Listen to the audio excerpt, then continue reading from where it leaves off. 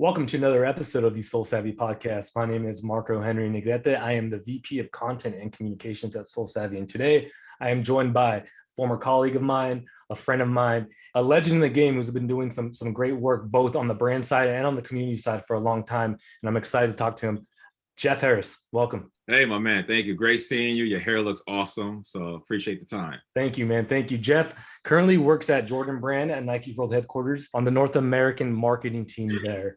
And I got the opportunity to work with Jeff closely on some projects during my time at Jordan Brand. So I'm excited to talk to him about that and catch up a little bit. But we're really here to talk about Jeff's Shoe Challenge, which is I wouldn't say annual because it happens multiple times a year sometimes, right, Jeff? Yeah, annual is a good way to put it. We do a one-off winner when Well, I was about to attempt to explain what Jeff's Shoe Challenge is, and then I realized I think you would do that a lot better. So go ahead and give us our viewers a breakdown of what Jeff's Shoe Challenge is and how it came to be. Yeah, again, thanks again for having me. Yeah, Jeff's Shoe Challenge, we're in our 6th year this year. Started in New York, 2015. Instagram, gotta love social media. We started there. I pinged different friends. The idea just kind of hit me to give back to the community. I was a sneaker owner of a store, boutique at the time. I was getting seated with everything, kind of like how you are on a regular. And it was one of those things. It was like, hey, I don't need a lot of this stuff. And it was like, this guy spoke to me and was like, give it away. So it kind of started there. It was pinging friends. Hey, what size are you?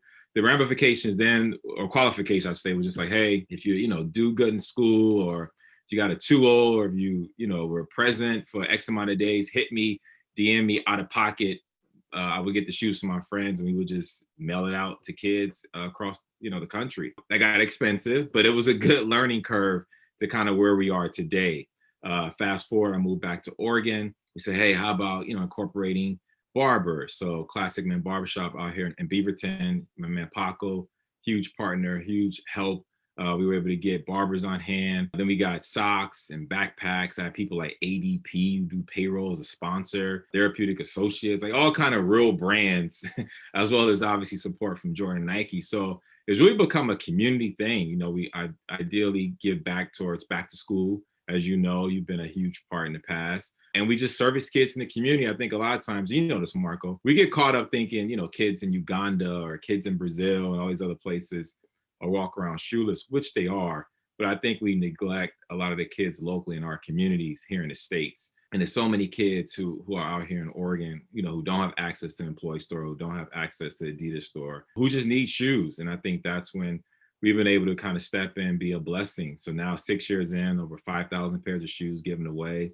We're full service. We offer backpacks, school supplies, haircuts, nails, socks, everything for a kid. And we're putting smiles on faces and saving money for parents in the process. Yeah, one thing that I want to dive into with you is just the importance of a pair of sneakers, whether it's a new pair, a gently used pair, something to make you feel fresh, right? As a kid, I think you and I know what that feeling's like and how much of a confidence boost that could be to you, whether you're a teenager or even younger than that. And even as an adult, honestly, I still get really excited about these shoes. So it's so important to share that joy with others. Thinking back to your childhood, what was that first shoe for you that just got you real excited and you were hyped and it really kind of built that confidence you wear association with sneakers? I mean, growing up, like a lot of kids I can relate to, my mom, rather, I should say, couldn't afford Jordan. So luckily my birthday's in November. So I'll always kind of finagle a basketball pair for the season / birthday pair. And obviously one pair to go back to school. Fast forward a little bit. I remember I was 18.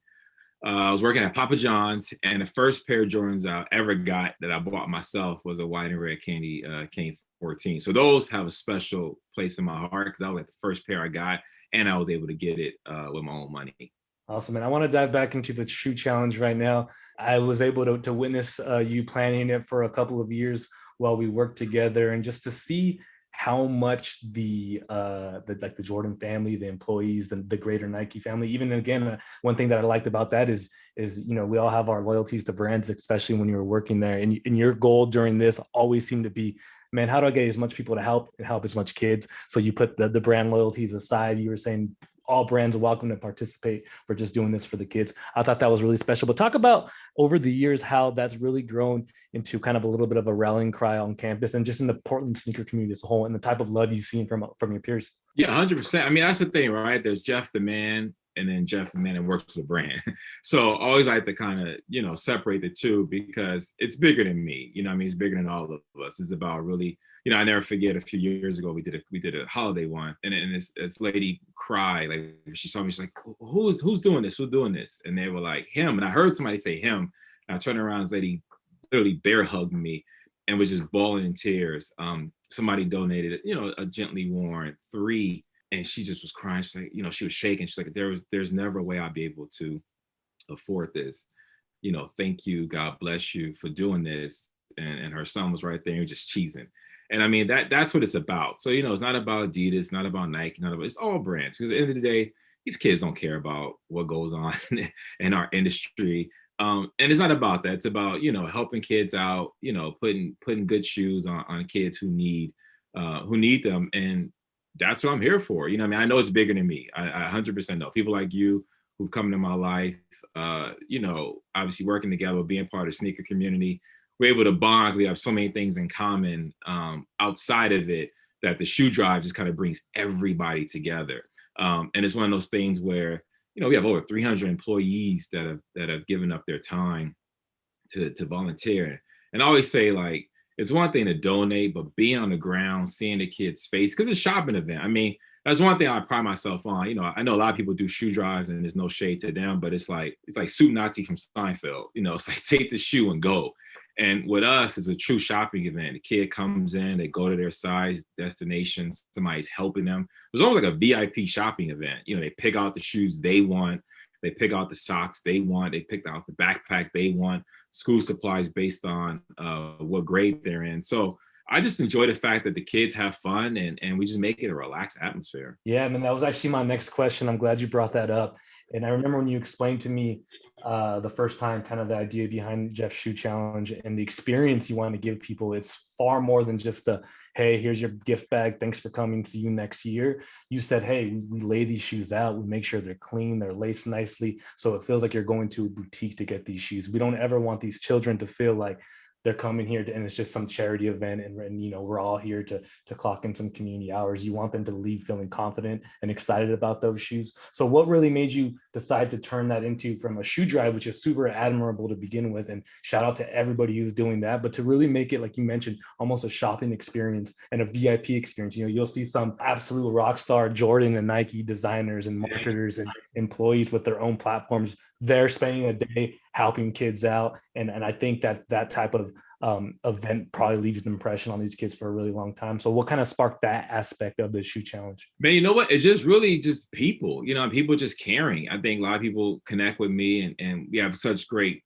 personal or professional relationships that kind of bleeds over to work or personal. Then it's like, hey, you know, I saw you doing this thing. Why didn't you tell me? Because I'm not the guy to be knocking on doors like, hey, you know, I do the shoe drive, right? Like, that's not me. You know what I mean? I feel like, hey, you know, I just got on Instagram a few years ago. I got like, hopefully after this, you know, sitting down with you, I'll blow up. But we got like 450 followers on Jeff Shoe Challenge. So it's really been a grassroots approach, but I've also tried to keep the kids foremost in mind.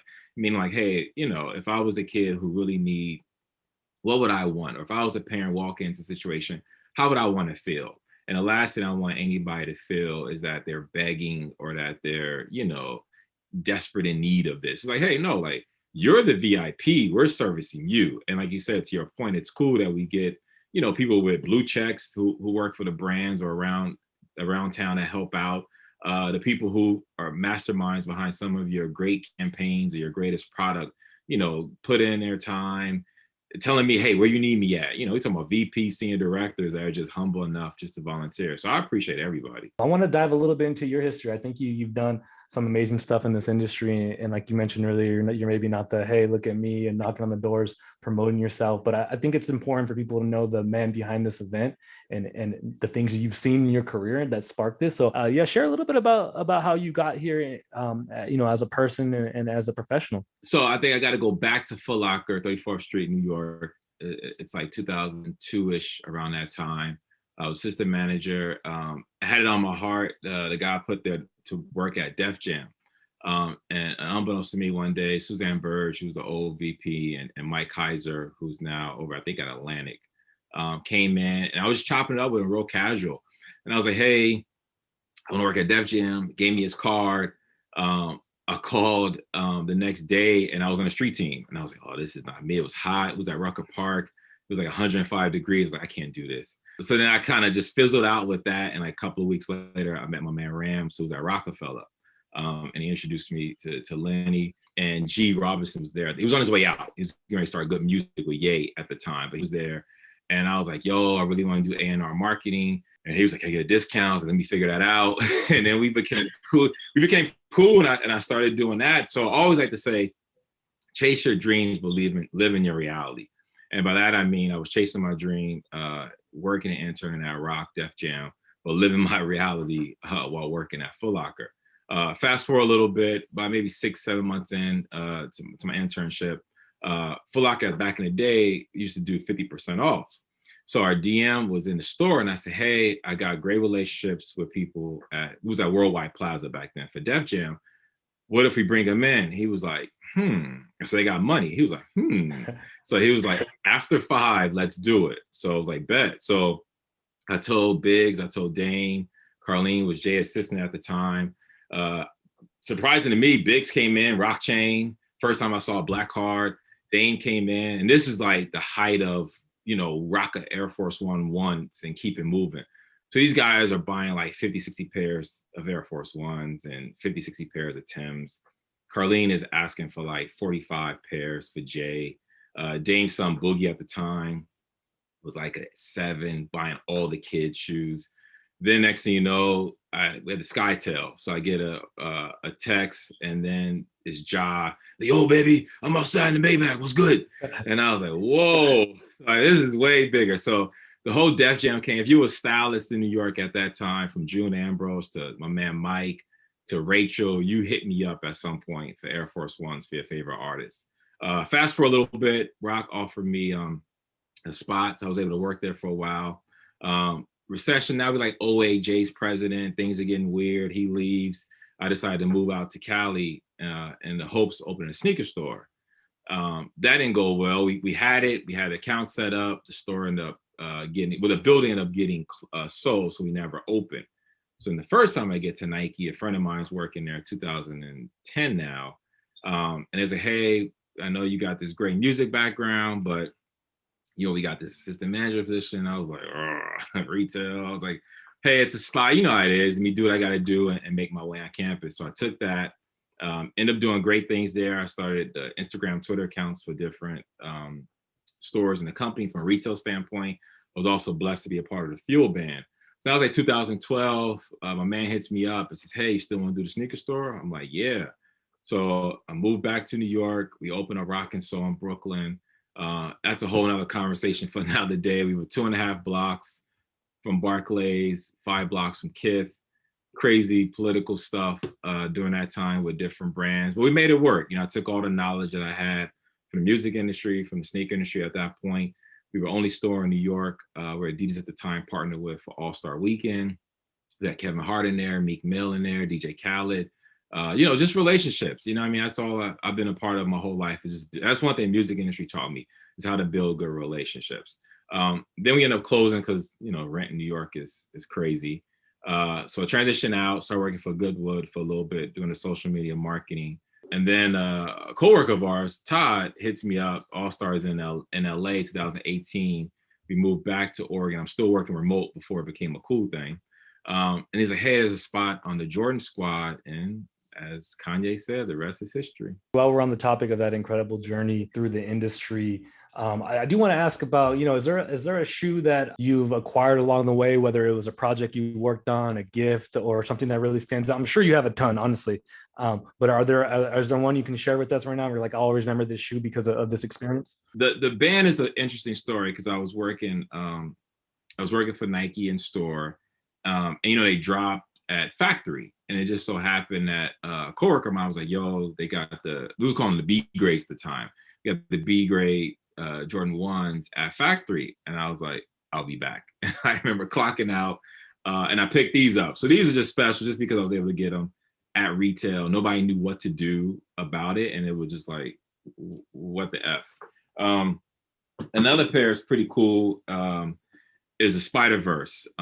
This is one of the early projects I worked on when I came back to the brand on the Jordan side. And ironically enough, they're both Jordans. But this is pretty cool because I was able to work on this, and my nephews love Miles Morales in the movie. So these are also another pair that kind of stand out to me. Again, like you said, I mean, there's a lot of shoes I can do that we could be here all day, but those two in particular kind of stand out for me. Yeah, I always find myself sharing similar stories. Not that those shoes aren't really sought after, but people are always like, "Oh, what's the craziest shoe you ever got working in media or the brand?" And for me, it's very rarely like the rarest, or in today's world that like the most hyped, or oh wow, that shoe's worth this much. It's always like, oh man, this project was so fun, or I remember this trip. And then they always have a cool story. So I always love to ask other people who have worked in the industry what their favorites are. And then one last thing about the industry, I love the advice you gave about following your dreams but living in your reality. What would be some tangible advice you would give them right now that they could actually apply? Because I think everybody says, oh, work hard, follow your dreams, and that stuff is very true.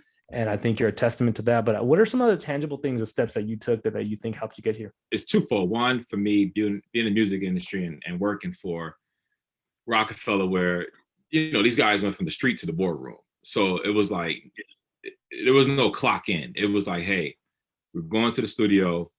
You're out late. You're recording. You're networking. You're it's not partying. It's more networking. But you're back at the office by 9. So it was like, guys don't operate like that. I mean, like, you don't have that long night of 2 hours sleep. So for me, I always say trust your dopeness first and foremost, because you're going to be told a lot of no's along your path. And you got to just dig deep to feel like, hey, this is what I want to do. This is what I'm trying to get after. And even if your mother doesn't understand me, I've done so many things in my family that nobody could relate to. But along the way, I just trust God, trust my dopeness and my path to allow me to be here. So I always tell people, there is no straight, narrow path to get to one of these big companies.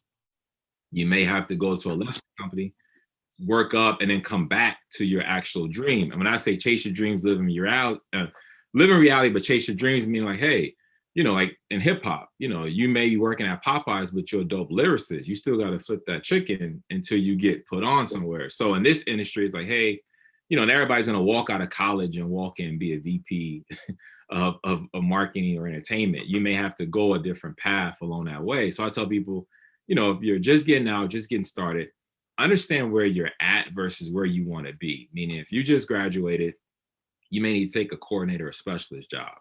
The director or senior director job may be in your near future, but it may not be in your present. So just understanding where your skill set is now versus where you want to be. And I think as long as you stay humble, network, work hard. Because I tell people, if you're in college now, it's not about connecting with people like you or me who are at a certain level. It's your peers who, as you go, they go. And then it's like, yo, I know my man Marco, he'll be great for this spot. And then that person calls you, and that's how you get a job. So it's really, I just tell people, just trust your network and build a good network now while you're in school or even out of school. Strengthen those networks, because as you get older, your circle gets smaller. That's so important. People don't tell you, hey, network with your peers too, not just the people that already made it, the people that want to make it with you. Because if you're networking with the right people, you're going to cross paths again. And those are going to be probably a lot more fruitful than somebody that you got to talk to once or twice, but they had a major title. So that was great, man. Thanks for that. I want to dive back into Jeff's Shoe Challenge. I want to get the details, so anybody who is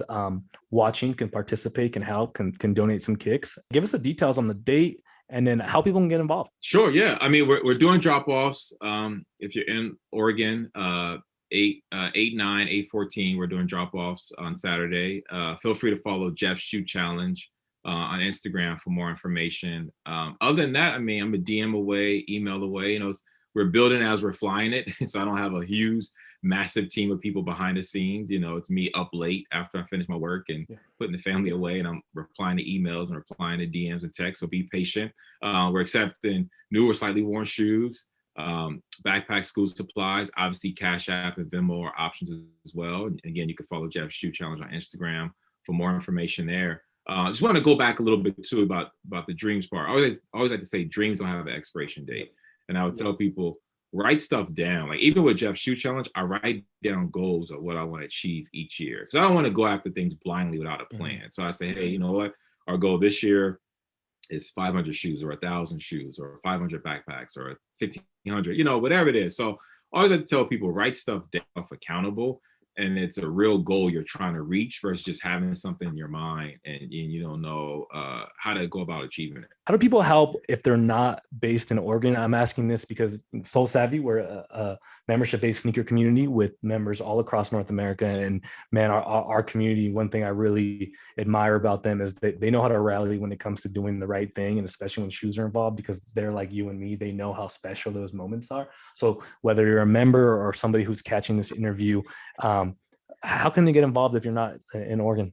I mean, Cash App and Venmo is always the best options. You feel free to DM me. We have a address box set up if you want to send stuff.